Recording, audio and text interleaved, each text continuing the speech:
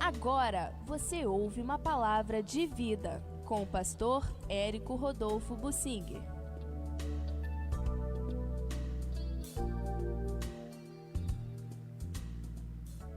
Eu quero falar sobre uma característica que pode ser decisiva na sua salvação. Você ser salvo ou ir para o inferno.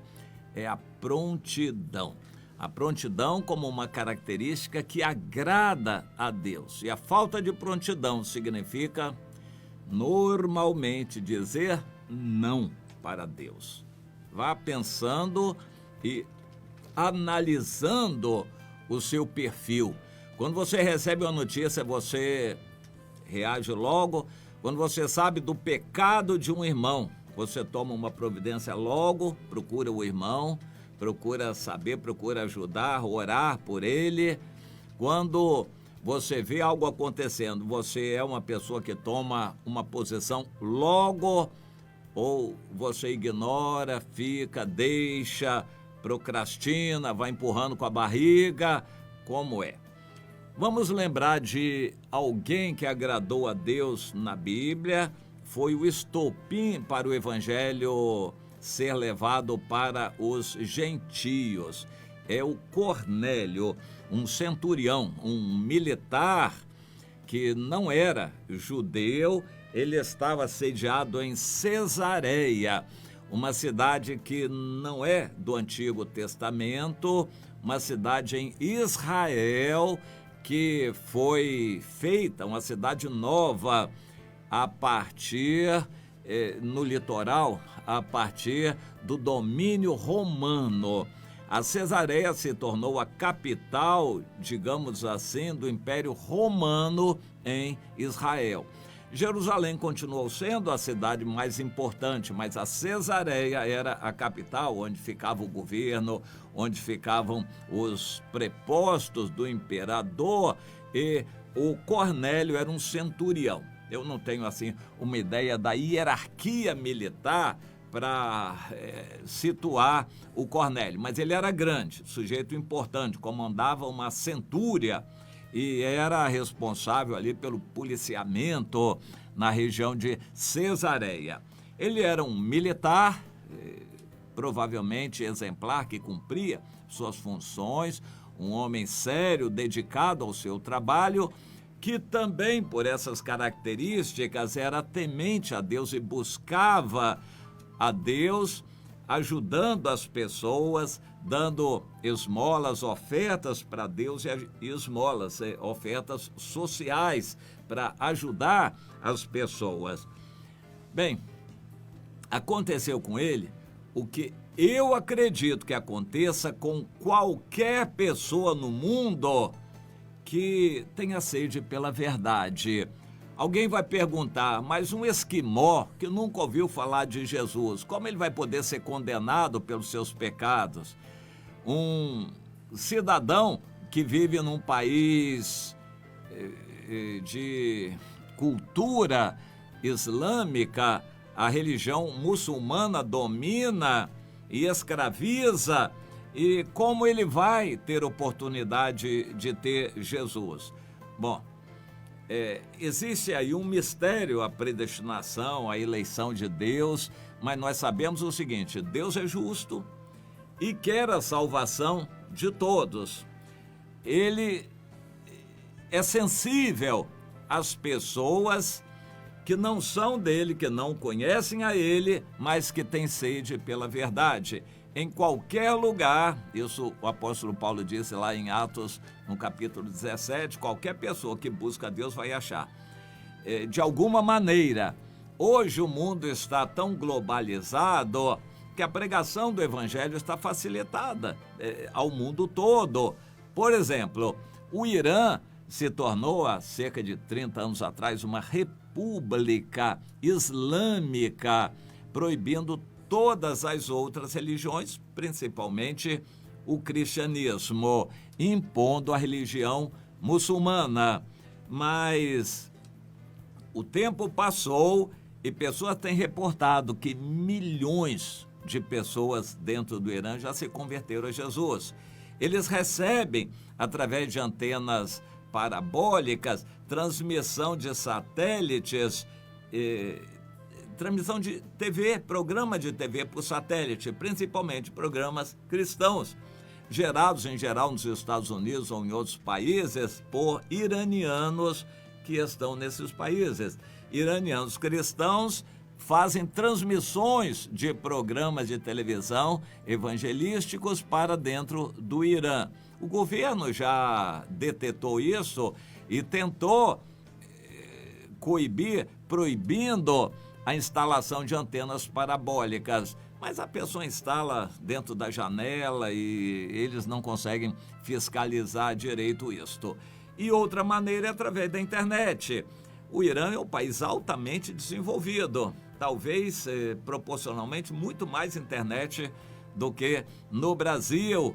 Eles são muito cultos e desenvolvidos e eles então, através da internet, têm possibilidade de conhecer o Evangelho. Mas eles todos conhecem? Não, a maioria não quer, mas a minoria que quiser o Senhor, Deus vai se revelar a eles através da internet ou de uma programação de TV transmitida por satélites. Eles, quando querem, sabem onde buscar. A mesma coisa no mundo todo. Esse princípio bíblico está aqui trazido em Atos dos Apóstolos, capítulo 10, na vida do Cornélio. O Cornélio era esse homem assim reto, temente a Deus, piedoso, com toda a sua família, era um bom líder, aglutinador da família, fazia muitas esmolas ao povo pobre e de contínuo orava a Deus. Que exemplo! Hoje até cristãos não têm um exemplo assim, muitos cristãos não têm esse testemunho. O Senhor mandou um anjo, ele viu claramente numa visão, cerca da hora 9 do dia, ou seja, lá pelas 3 horas da tarde, que o anjo se aproximou dele e disse,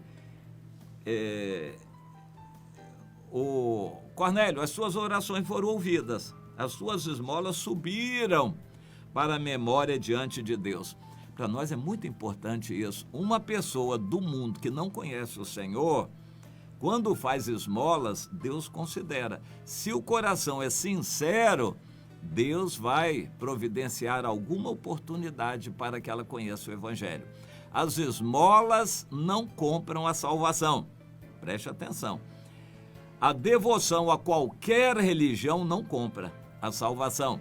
Existem espíritas dedicadíssimos, exemplares. Eu conheci espíritas kardecistas, pessoas maravilhosas. No catolicismo existem muitos, aos montes, muita gente sincera que ama a Deus. Em qualquer religião existem pessoas sinceras, mas a sinceridade e a religião não compram a salvação. É somente através de Jesus.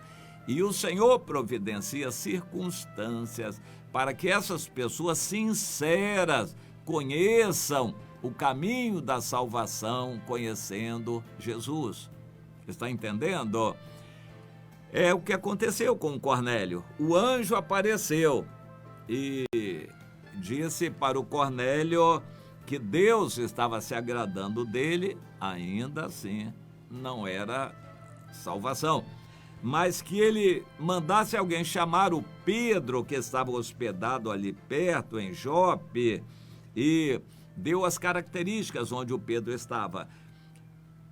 O que o Cornélio fez, e eu quero realçar, no versículo 7, logo, essa palavra é muito importante, logo, caracteriza a prontidão, logo que se retirou o anjo que lhe falava, ele chamou 2 dos seus domésticos e um soldado piedoso dos que estava a seu serviço, e havendo-lhes contado tudo, enviou-os a Jope para chamar o Pedro. No dia seguinte, caminhando, Deus estava falando com Pedro, Pedro os recebeu, e quando recebeu o chamado, no dia seguinte o Pedro partiu para Cesareia. Bom, Jope é a cidade de Tel Aviv, hoje, em nossos dias, a maior cidade de Israel. Pouco ao norte, hoje, aquilo se faz talvez em 1 hora, viagem, sei lá, por aí, porque é pertinho.